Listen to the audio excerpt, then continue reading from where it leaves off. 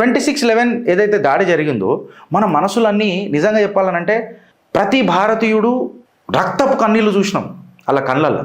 ఏంద్రా ఇది, ఈ యూపీఏ అయితే కంప్లీట్గా టెర్రరిస్టులకు మద్దతు తెలిపినట్టే, ఇది ఆర్ఎస్ఎస్ వాళ్ళు చేసిర్రు, హిందూ టెర్రరిజం చేస్తున్నారు, ఆడ చేతికి ఎర్ర తాడు ఉన్నది, ఆరెంజ్ తాడు ఉన్నది, ఇట్లాంటి నరేటివ్లో నడుపుతుంటే మనోడు డంకేపే చోట్ కాల్ తీసుకొని కొట్టిండు.